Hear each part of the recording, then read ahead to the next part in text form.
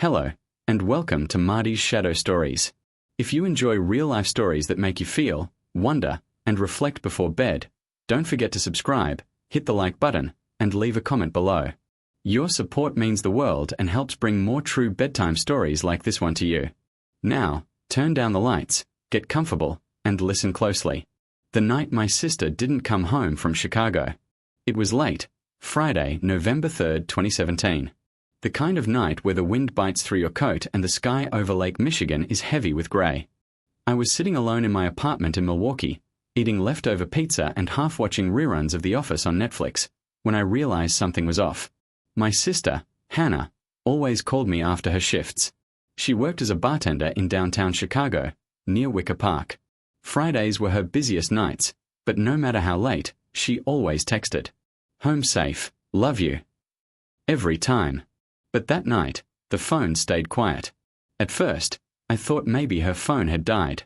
Or maybe she crashed at a friend's place after work. She'd done that before. Still, something about that silence scratched at my chest like an itch I couldn't reach. By 2:17 a.m., I was pacing my kitchen, checking the window, refreshing her location on Find My iPhone. Nothing. By 3:04, I was dialing her number over and over. Voicemail. The last ping on her phone was at 12:46 a.m., near North Milwaukee Avenue, 2 blocks from the bar where she worked. But it wasn't near her usual train stop, and she always took the blue line back home. The next morning, I called her roommate, Jess. Jess hadn't seen her. Said Hannah never came home. She'd even left her work shoes in the hallway, untouched. That's when the pit in my stomach opened wider. By 9 a.m., I was in my car. I didn't tell Mom yet. Didn't want to scare her. Not until I had something more solid. I just told her I was going to Chicago for the weekend. She didn't ask why. The drive from Milwaukee to Chicago usually takes about an hour and a half. That day, it felt like forever. The radio stayed off. My thoughts were loud enough. The first place I went was the Hollow Oak, the bar where Hannah worked. It sat on a busy corner near the Damon stop, sandwiched between a vape shop and a vegan taco place. It wasn't open yet, but the side door was ajar, and a guy inside, Mike, the bar manager, recognized me. He said Hannah had clocked out at 12:31 a.m. Said she seemed normal. Tired, but normal. She left alone, he added. Was she meeting anyone? I asked. He paused. I don't think so, but there was a guy who came in, around midnight. She talked to him at the bar for a while. Something about the way he said a guy chilled me. Outside, the city buzzed like usual. Cars honked, kids laughed across the street. It felt unreal that the world kept moving when mine was starting to break. I walked the path she would have taken. From the bar to the train station.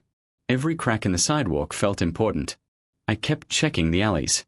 I even asked a woman walking her dog if she remembered seeing a girl in a green bomber jacket, Hannah's favorite. She hadn't. I went to the 7-Eleven on the corner, asked if they had security footage. The guy behind the counter shrugged. Cops gotta ask for that. That was the moment I realized I had to file a report. Even if it felt too soon. Even if they might say, she's an adult, maybe she just took off. Because I knew my sister. She would have never gone silent. I arrived at the Chicago Police Department's 14th District around noon. The fluorescent lights inside buzzed faintly, and the room smelled faintly of stale coffee and cleaning solution. I waited in line behind a man trying to report his stolen bike. When it was my turn, I stepped forward and explained that my sister was missing. I handed over a printed photo of Hannah, smiling, brown hair curled, wearing her favorite plaid scarf, and gave them every detail I could think of. The officer behind the glass window, Officer Ramirez, took down her information, nodding occasionally. When I told him the last time her phone pinged and where she worked, he wrote it all down, then said the words I was afraid of. She's an adult. Technically, she hasn't been missing for 24 hours yet. I clenched my jaw. But this isn't like her. She always checks in. Always. He softened a bit. Look, I get it. We'll file it as a missing person report and forward it to detectives. Someone will reach out to you later today. I walked out of the station with a hollow feeling. The kind that grows in your gut and wraps itself around your ribs. Outside, the clouds had thickened, casting a grey tint over the buildings. I called Jess again, Ask her to check Hannah's room in case she came home when we weren't looking. She hadn't. Her bed was untouched. Laptop still open on her desk. A half-drunk bottle of kombucha on the nightstand. I drove back toward Wicker Park and started stopping into nearby stores and cafes. I showed Hannah's photo to baristas, cashiers, even a street musician with a guitar case full of coins. Most of them shook their heads. One young woman at a coffee shop paused, though. She leaned in toward the photo. I think I saw her, she said. Last night. Around midnight. She was walking fast, like she was late. And I think she was crying. That didn't make sense. Hannah never walked alone at night if she felt unsafe. She always waited at the bar until someone could walk her or until the crowd cleared. If she was crying, something had already happened. By sunset, the temperature had dropped. My phone vibrated. It was a detective named Kessler. His voice was calm but clipped. We are reviewing CCTV footage in the area. Can you meet me at the station tomorrow morning? I agreed, thanked him, and hung up. I didn't know what else to do with the night. Every hotel I checked felt too far from her. So I slept on the couch at Hannah's apartment, surrounded by her scent, lavender lotion, worn books, the faintest whiff of perfume on her throw blanket. I didn't sleep much. By 7:30 the next morning, I was back at the station. Detective Kessler met me in the lobby. He was in his late 40s, with salt and pepper hair and a voice that sounded like it had lived through too many hard truths. He led me into a small room where a monitor displayed grainy footage from the bar's neighborhood. This is her, right? He asked. On the screen, Hannah stepped out of the hollow oak at 12:32 a.m., bundled in her bomber jacket and scarf. She looked over her shoulder briefly, then walked quickly north on Milwaukee Avenue. She didn't go toward the train, I pointed out. Kessler nodded. That's what we noticed too. He clicked forward a few seconds. Now, look at this, he said. A tall man followed her out of the bar roughly 90 seconds later. He was wearing a dark hoodie and jeans. He walked in the same direction but kept his distance. I felt my stomach tighten. Who is that? I asked. We are not sure yet. No one from the bar remembers his name. We are trying to match him to customers from credit card receipts and surveillance. He paused the video. Do you know if she was seeing anyone recently? Someone who might be upset with her? I shook my head. Not that I know of. She broke up with someone 6 months ago. A guy named Andrew. It ended clean. She didn't talk about anyone new. He scribbled something in his notebook. We'll run his name, just in case. Back at the apartment, Jess was sitting on the floor in Hannah's room, crying quietly. I sat down beside her. Have you checked her laptop? I asked. She wiped her eyes. Not really. I didn't want to, invade her space. I nodded. I get it. But maybe there's something there. Messages. Plans. We opened the lid. The screen lit up. No password. Her Gmail was open. So was her Messenger tab. We scrolled through. Most of it was mundane. Work group chats, cat memes, updates from Mom. Then we found a thread from someone named Chris T., freelance videographer. The first message was from October 25th. Hey, it was great talking to you last night. Still interested in that music video collab? She'd replied later that week. They talked a bit. Set up a meeting. Met for coffee. Then, on November 1st, are you sure you're okay after last night? That message stopped my breath. Jess and I looked at each other. We clicked the message. She hadn't replied. Chris had sent another on November 2nd. Just want to say I'm sorry if I made things weird. You're cool, Hannah. I hope we can still work together. I screenshot the chat and emailed it to myself. Then I sent it to Detective Kessler. The next 48 hours were a blur of waiting, rechecking everything, and giving Mom the news. She came down from Eau Claire the moment I told her. She stayed mostly silent on the car ride, her hands trembling the entire way. By the fourth day, Kessler called again. We found the man in the footage, he said. His name is Christian Torres. He goes by Chris T. My pulse thudded in my ears. He said he walked the same way as Hannah but didn't follow her. He claimed she crossed the street and kept walking toward Ashland, and he lost sight of her. Do you believe him? I asked. There was a pause. We are still reviewing footage from Ashland Avenue. But there's something else. What? There was another camera, one outside an apartment building on the corner of Milwaukee and Augusta. Around 12:41 a.m., it caught someone running. Running. He sighed. We can't see their face, but they were running in the opposite direction from where Hannah was walking. Fast. Like they were panicked. That image stuck with me. Someone running. Away. That night, I stayed awake listening to the sounds of the city through Hannah's open window. Sirens in the distance.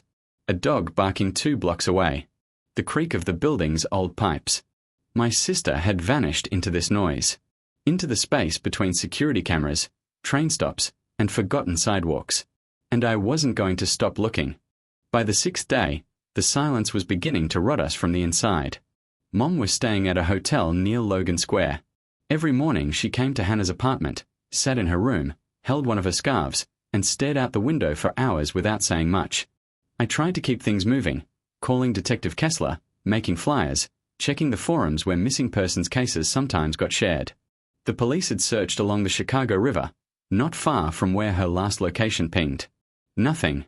No phone. No bag. Not even a shoe. Then, on November 9th, we got a call. It was a woman named Teresa, who worked as a nurse at St. Mary's Hospital, just 10 blocks from where Hannah was last seen. She said she'd been walking home after her shift around 1:15 a.m., the night Hannah disappeared. I saw a young woman crying on a bench outside a closed boutique on Milwaukee, Teresa said. She looked upset, like really shaken. I almost stopped, but she stood up and walked off fast before I could say anything. Kessler followed up and confirmed that the area did, in fact, have a camera mounted just above the awning of the boutique. The footage was poor, rain had streaked the lens, but you could see the outline of someone sitting. Long hair, slight build, pacing before walking off toward Augusta Boulevard. Still no clear face. But it was enough to suggest she hadn't just vanished suddenly. She was moving, alive, and likely distressed. I clung to that. Mom didn't. She's gone, she said flatly one night. You need to prepare yourself for that. We were in the middle of Hannah's bedroom. I turned slowly toward her, biting the inside of my cheek. You don't know that, I said. She wouldn't do this to us, she whispered. She wouldn't just disappear unless something terrible happened. And if it's been this long. Her voice cracked, but she didn't cry. She hadn't cried in 2 days. I'm not giving up, I said, sharper than I meant to. I didn't say you should. We didn't speak for the rest of the night. The next morning, Kessler had news. They had traced Chris Torres's phone location for that night. It confirmed he was near Hannah for part of the evening. His phone pinged at the same intersections around the same times. But then something strange. His signal went dead at 12:44 a.m. and didn't return until 2:16 a.m. near his apartment in Humboldt Park.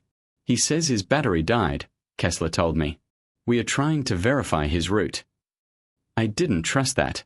Nobody's battery dies right after walking near a missing person's last location. It was too neat. Jess agreed. She had already posted Hannah's photo in multiple online communities, including a subreddit for Chicago locals. That's when someone reached out. Their username was Green Line Ghost. Said they were walking home from a show near Ashland and Division on the night of November 3rd. Around 1 a.m., they saw a girl yelling at someone in the middle of the sidewalk. She was shouting, "Leave me alone." Then she ran across the street. They describe her as wearing a green jacket and carrying a tote bag with a red patch, exactly the one Hannah owned. Could you tell what the guy looked like? I messaged back. Not clearly. Hoodie, jeans. He had something in his hand. Maybe a phone. Maybe not. I forwarded the whole thread to Kessler. He replied later that night. We've reopened the case as a potential abduction. I stared at those words for a long time. Mom didn't react. She just folded laundry like a machine and whispered, "Finally." The next few days blurred together. More canvassing. More dead ends. Until the 12th day. They found something. A private building near Paulina and Cortez had a motion-activated camera in their side alley. Footage from 12:58 a.m. showed a figure, likely female, running into the alley. She paused, looked behind her, then darted out of frame. A few seconds later, A taller figure appeared. Slower.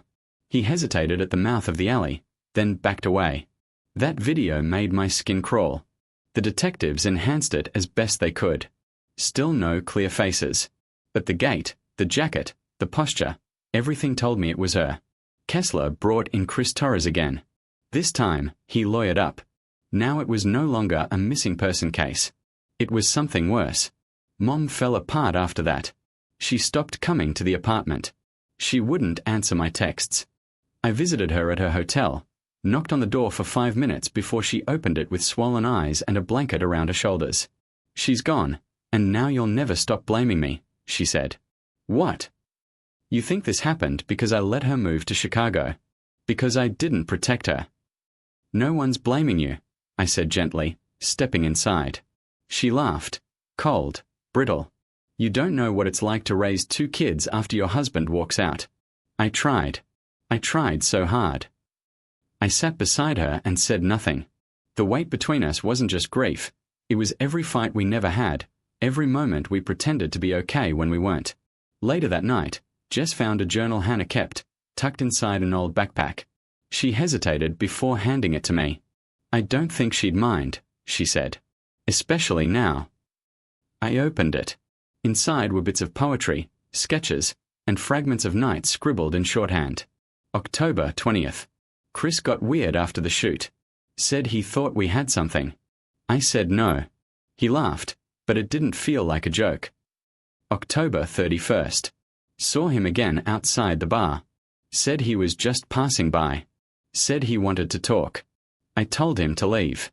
I think he followed me home. My throat closed. I took a picture of the pages and emailed them to Kessler. 2 days later, Chris Torres was arrested. Not for Hannah. Not yet. But for stalking a different woman. A musician he had worked with in the spring. She filed a complaint but never pressed charges. It was the thread we'd been waiting for. Now the pressure was on. But still, no Hannah. No body. No goodbye. Only the sound of her laugh echoing through my mind in moments I least expected. The wind howling down Milwaukee Avenue. The shape of someone moving fast on a dark alley camera. And the voice in my chest whispering, "She's still out there. Somewhere." 2 weeks turned into a month. The cold in Chicago deepened, and with it, so did the silence. The police said they were close to pressing charges against Chris Torres, but without a body or direct witness, it was all circumstantial. He walked free after 48 hours.